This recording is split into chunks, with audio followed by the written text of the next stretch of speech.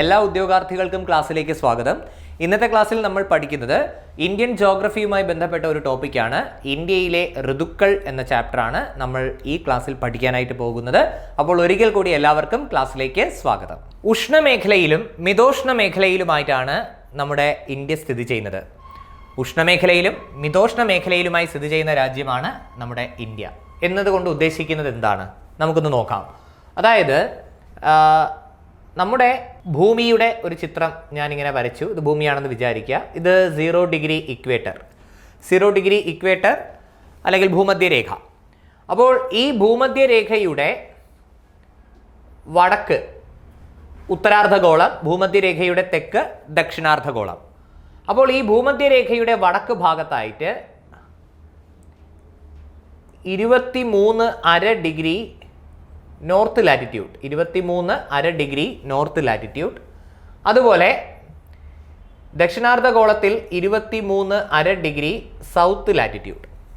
അതായത് 23.5 degree north ലാറ്റിറ്റ്യൂഡിനെ നമ്മൾ ഉത്തരായന രേഖ എന്ന് വിളിക്കും. 23.5 ഡിഗ്രി സൗത്ത് ലാറ്റിറ്റ്യൂഡിനെ നമ്മൾ ദക്ഷിണായന രേഖ എന്ന് വിളിക്കും. അപ്പോൾ ഈ ഉത്തരായന രേഖയ്ക്കും ദക്ഷിണായന രേഖയ്ക്കും ഇടയിൽ സൗരോർജ്ജ ലഭ്യത കൂടുതലാണ്. ഉത്തരായന രേഖയ്ക്കും ദക്ഷിണായന രേഖയ്ക്കും ഇടയിൽ സൗരോർജ്ജ ലഭ്യത കൂടുതലായിരിക്കും. അതുകൊണ്ട് തന്നെ ആ ഭാഗത്ത് ചൂട് കൂടുതലാണ്. ആ ഭാഗത്തെ നമ്മൾ ഉഷ്ണമേഖല എന്ന് വിളിക്കുന്നു. അപ്പോൾ വളരെ പ്രധാനപ്പെട്ട കാര്യം ഓർത്തിരിക്കുക, നമ്മുടെ 23.5 ഡിഗ്രി നോർത്ത് ലാറ്റിറ്റ്യൂഡ് അതിനെ നമ്മൾ ഉത്തരായന രേഖ എന്ന് വിളിക്കും. അതുപോലെ 23.5 ഡിഗ്രി സൗത്ത് ലാറ്റിറ്റ്യൂഡിനെ നമ്മൾ ദക്ഷിണായന രേഖ എന്ന് വിളിക്കുന്നു. അപ്പോൾ ഈ ഉത്തരായന രേഖയ്ക്കും ദക്ഷിണായന രേഖയ്ക്കും ഇടയിൽ സൗരോർജ്ജ ലഭ്യത കൂടുതലാണ്. അതുകൊണ്ട് തന്നെ ആ പ്രദേശങ്ങളിൽ ചൂട് കൂടുതലായിരിക്കും. ആ മേഖലയെ നമ്മൾ ഉഷ്ണമേഖല അല്ലെങ്കിൽ ട്രോപ്പിക്കൽ സോൺ എന്ന് വിളിക്കുന്നു. ഇനി ഈ ഉത്തരായന രേഖയുടെ വടക്കോട്ട് 66.5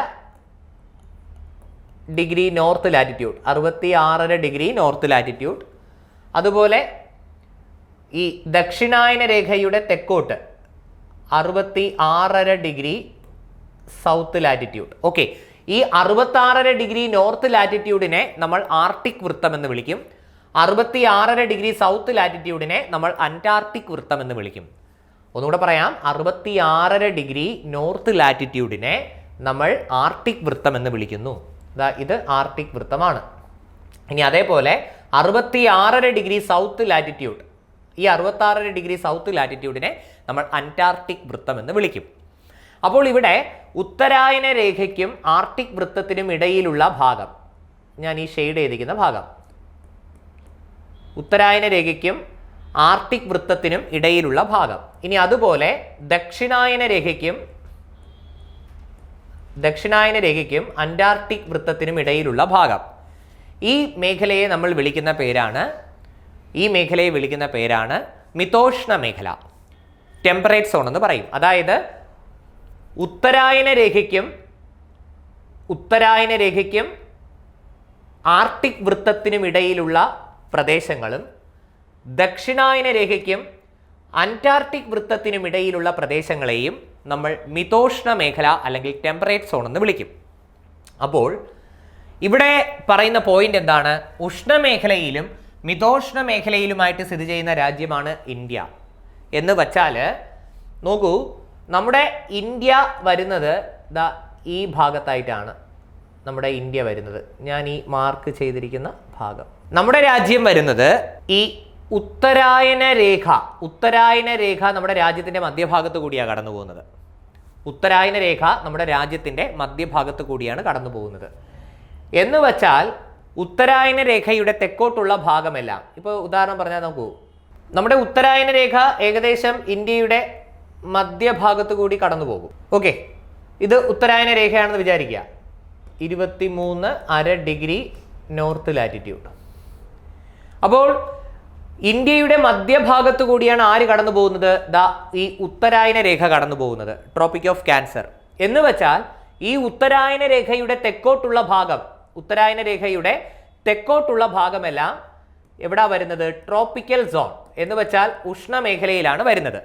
ഇനി ഉത്തരായന രേഖ കഴിഞ്ഞ് വടക്കോട്ടുള്ള ഭാഗങ്ങളെല്ലാം ടെമ്പറേറ്റ് സോൺ, ടെമ്പറേറ്റ് അല്ലെങ്കിൽ മിതോഷ്ണ മേഖല എന്ന് നമുക്ക് പറയാം. ടെമ്പറേറ്റ് സോൺ അല്ലെങ്കിൽ മിതോഷ്ണ മേഖല എന്ന് നമുക്ക് പറയാം. ഞാൻ ഈ പറയുന്ന കൺസെപ്റ്റ് ഓർത്തിരിക്കുക. നമ്മുടെ ഉത്തരായന രേഖ മുതൽ ദക്ഷിണായന രേഖ വരെ, അതായത് ഈ ഭാഗം ഉത്തരായന രേഖ മുതൽ ദക്ഷിണായന രേഖ വരെ സൗരോർജ്ജ ലഭ്യത കൂടുതലാണ്. ആ മേഖലയെ നമ്മൾ ഉഷ്ണമേഖല എന്ന് വിളിക്കും. ഇനി ഉത്തരായന രേഖ കഴിഞ്ഞ് വടക്കോട്ട് ആർട്ടിക് വൃത്തം വരെയും ദക്ഷിണായന രേഖ കഴിഞ്ഞ് തെക്കോട്ട് അന്റാർട്ടിക് വൃത്തം വരെയും സൗരോർജ്ജ ലഭ്യത കുറഞ്ഞു വരുന്നു. ആ മേഖലയെ നമ്മൾ ടെമ്പറേറ്റ് സോൺ അല്ലെങ്കിൽ മിതോഷ്ണ മേഖല എന്ന് വിളിക്കും. അപ്പോൾ ഇവിടെ നമ്മുടെ ഇന്ത്യയുടെ മധ്യഭാഗത്തു കൂടി കടന്നു പോകുന്ന ഒരു പ്രധാനപ്പെട്ട ഭൂമിശാസ്ത്ര രേഖയാണ് ഈ 23.5 ഡിഗ്രി നോർത്ത് ലാറ്റിറ്റ്യൂഡ് അഥവാ ഉത്തരായന രേഖ അല്ലെങ്കിൽ ട്രോപ്പിക് ഓഫ് ക്യാൻസർ. ഈ ഉത്തരായന രേഖയുടെ തെക്കോട്ടുള്ള ഭാഗങ്ങളെല്ലാം നമ്മുടെ രാജ്യത്ത് ഉഷ്ണമേഖലയിലാണ്. ഉത്തരായന രേഖയുടെ തെക്കോട്ടുള്ള ഇന്ത്യയിലെ പ്രദേശങ്ങളെല്ലാം ഉഷ്ണമേഖലയിലാണ്. ഇനി ഉത്തരായന രേഖയുടെ വടക്കോട്ടുള്ള ഇന്ത്യയിലെ പ്രദേശങ്ങളെല്ലാം മിതോഷ്ണ മേഖലയിലാണ്. ഓക്കെ, അപ്പോൾ വളരെ പ്രധാനപ്പെട്ട കാര്യമാണ് ഞാനിവിടെ പറഞ്ഞത്. അപ്പോൾ സ്വാഭാവികമായും നമ്മുടെ ദക്ഷിണേന്ത്യ പൂർണ്ണമായും എവിടെ വരുന്നത്? ഉഷ്ണമേഖലയിലാണ് വരുന്നത്. ദക്ഷിണേന്ത്യ പൂർണ്ണമായും, അതായത് നമ്മുടെ കേരളം, കർണാടക, ആന്ധ്രാപ്രദേശ്, തെലുങ്കാന, തമിഴ്നാട് പോലുള്ള ദക്ഷിണേന്ത്യൻ സംസ്ഥാനങ്ങൾ പൂർണ്ണമായും ഏത് ഭാഗത്തായിരിക്കും? ഉഷ്ണമേഖലയിലാണ്, ട്രോപ്പിക്കൽ സോണിലാണ്. എന്നാൽ ഉത്തരേന്ത്യൻ സംസ്ഥാനങ്ങളിൽ പല സംസ്ഥാനങ്ങളും, ഉത്തരേന്ത്യൻ സംസ്ഥാനങ്ങളിൽ വരുന്ന സംസ്ഥാനങ്ങൾ, അത് ഭൂരിഭാഗവും സംസ്ഥാനങ്ങളാണെന്ന് ഞാൻ പറയുന്നില്ല. ഉത്തരേന്ത്യൻ ഈ ഭാഗത്ത്, അതായത് ഉത്തരായന രേഖയുടെ വടക്കോട്ടുള്ള ഉത്തരേന്ത്യൻ സംസ്ഥാനങ്ങൾ, ഉത്തരായന രേഖയുടെ വടക്കോട്ട് സ്ഥിതി ചെയ്യുന്ന ഇന്ത്യയിലെ പ്രദേശങ്ങൾ, ആ പ്രദേശങ്ങളെല്ലാം എവിടാണ്? ടെമ്പറേറ്റ് സോണിലാണ്. അതായത് ഉത്തരേന്ത്യൻ സംസ്ഥാനങ്ങൾ പലതും ഏത് ഭാഗത്താണ്? ടെമ്പറേറ്റ് സോൺ അല്ലെങ്കിൽ മിതോഷ്ണ മേഖലയിലാണ്. ഓർത്തിരിക്കുക, ഒന്നുകൂടെ പറയാം. ദക്ഷിണേന്ത്യ പൂർണ്ണമായും എവിടാണ്? ഉഷ്ണമേഖലയിലാണ്. കാരണം ഉത്തരായന രേഖയുടെ തെക്കോട്ടുള്ള പ്രദേശങ്ങളിൽ സൗരോർജ്ജ ലഭ്യത കൂടുതലാണ്. ആ ഭാഗം ഉഷ്ണമേഖലയുടെ ഭാഗമാണ്. ഇനി ഉത്തരായന രേഖയുടെ വടക്കോട്ട് പോകും തോറും സൗരോർജ്ജ ലഭ്യത കുറഞ്ഞു വരുന്നു. അതായത് അവിടെ നമ്മൾ ടെമ്പറേറ്റ് സോൺ അല്ലെങ്കിൽ മിതോഷ്ണ മേഖല എന്ന് വിളിക്കുന്നു. അതായത് ഉത്തരായന രേഖയുടെ തെക്ക് ഭാഗത്താണ് ദക്ഷിണേന്ത്യ പൂർണ്ണമായും ഉഷ്ണമേഖലയിലാണ്. എന്നാൽ ഉത്തരായന രേഖയുടെ വടക്കോട്ടുള്ള ഇന്ത്യയിലെ സംസ്ഥാനങ്ങൾ, പ്രദേശങ്ങളെല്ലാം ഏത് ഭാഗത്തായിട്ട് വരും? ടെമ്പറേറ്റ് സോൺ, മിതോഷ്ണ മേഖലയിലായിട്ട് വരും. അപ്പോൾ അതാണ് ഇവിടെ പറയുന്നത്. ഉഷ്ണമേഖലയിലും മിതോഷ്ണ മേഖലയിലുമായിട്ട് സ്ഥിതി ചെയ്യുന്ന രാജ്യമാണ് ഇന്ത്യ എന്ന് പറയുന്നത്. ഓർത്തിരിക്കുക. അതിൽ ഞാൻ നേരത്തെ പറഞ്ഞു, ദക്ഷിണേന്ത്യ ഉഷ്ണമേഖലയിലും ഉത്തരേന്ത്യ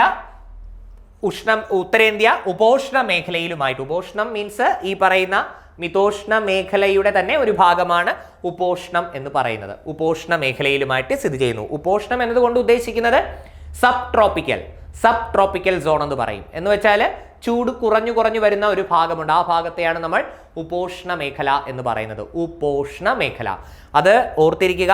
അതായത് മിതോഷ്ണ മേഖലയുടെ ഒരു ഭാഗം തന്നെയാണ് ഉപോഷ്ണ മേഖല എന്ന് പറയുന്നത്, കേട്ടോ. അതായത് നമ്മൾ ഇവിടെ പറഞ്ഞില്ലേ ടെമ്പറേറ്റ് സോൺ അല്ലെങ്കിൽ മിതോഷ്ണ മേഖല എന്ന്.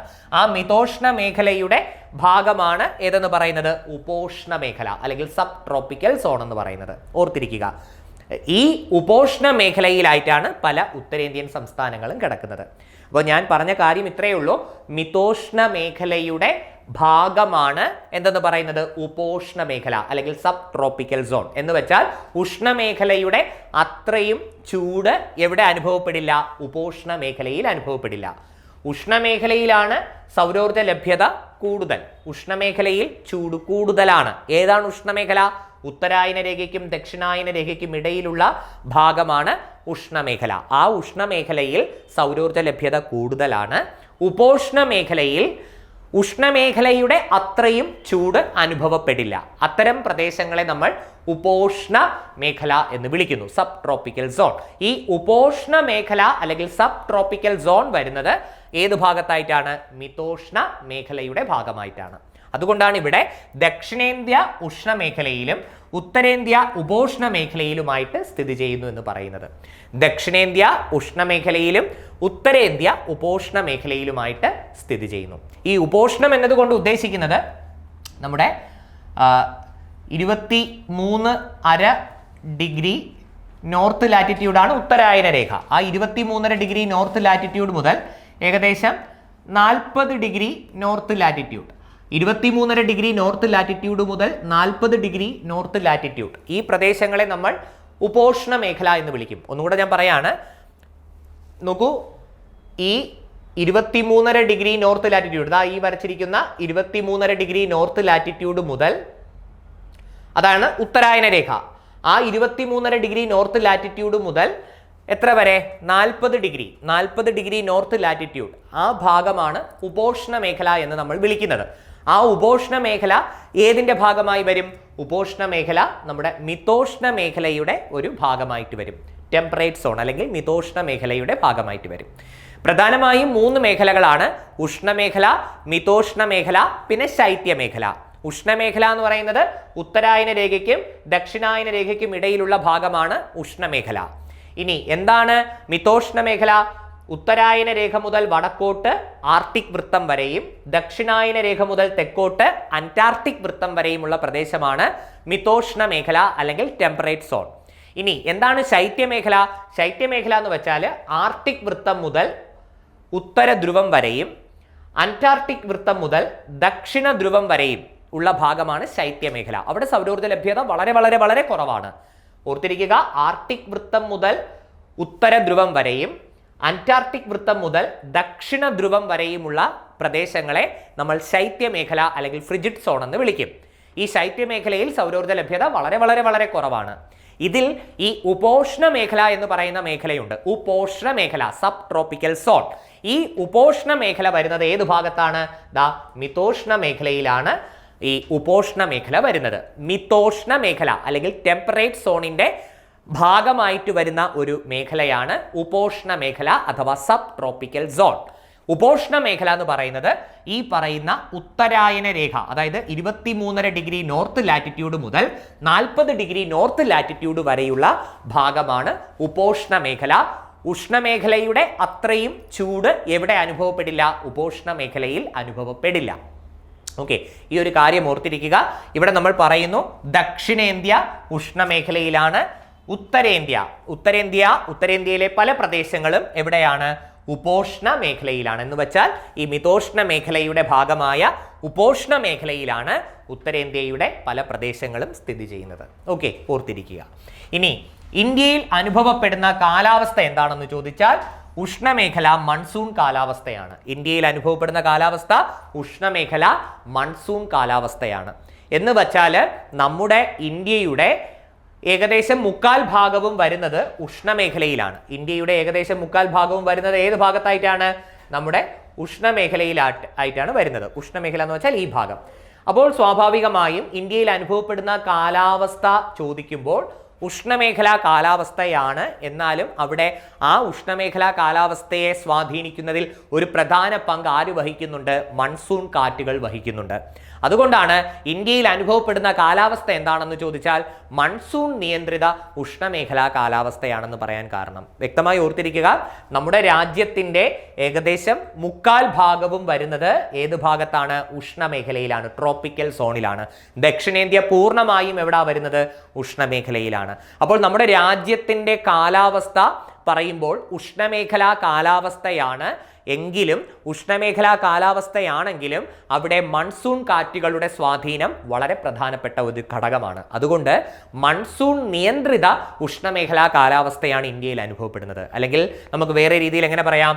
ഉഷ്ണമേഖല മൺസൂൺ കാലാവസ്ഥയാണ് ഇന്ത്യയിൽ അനുഭവപ്പെടുന്നത്. ഈ മൺസൂൺ എന്ന് വച്ചാൽ കടലിനു മുകളിലൂടെ വീശി വരുന്ന ധാരാളം ജലാംശം വഹിക്കുന്ന കാറ്റുകളാണ് മൺസൂൺ കാറ്റുകൾ. ഈ മൺസൂൺ കാറ്റുകൾ ഇന്ത്യൻ കാലാവസ്ഥയെ സ്വാധീനിക്കുന്നു. അതിലെ ഏറ്റവും പ്രധാനപ്പെട്ട മൺസൂൺ കാറ്റുകളാണ് തെക്ക് പടിഞ്ഞാറൻ മൺസൂൺ കാറ്റുകൾ. ഈ തെക്ക് പടിഞ്ഞാറൻ മൺസൂൺ കാറ്റുകൾ കാരണം ഇന്ത്യയിൽ പൊതുവെ വ്യാപകമായിട്ട് മഴ ലഭിക്കുന്നു. അതായത് തെക്ക് പടിഞ്ഞാറൻ മൺസൂൺ കാലം എന്ന് പറയുന്നത് ജൂൺ മാസം മുതൽ സെപ്റ്റംബർ മാസം വരെയാണ്. അപ്പോൾ നമ്മുടെ രാജ്യത്തിന്റെ കാലാവസ്ഥയെ സ്വാധീനിക്കുന്നതിൽ പ്രധാന പങ്ക് വഹിക്കുന്ന കാറ്റുകളാണ് മൺസൂൺ കാറ്റുകൾ. അതുകൊണ്ട് തന്നെ നമ്മുടെ രാജ്യത്തിന്റെ കാലാവസ്ഥ എന്താണെന്ന് ചോദിച്ചാൽ ഉഷ്ണമേഖല മൺസൂൺ കാലാവസ്ഥ അഥവാ മൺസൂൺ നിയന്ത്രിത ഉഷ്ണമേഖലാ കാലാവസ്ഥ എന്ന് പറയണം. ഓക്കെ, വളരെ പ്രധാനപ്പെട്ട പോയിന്റ്.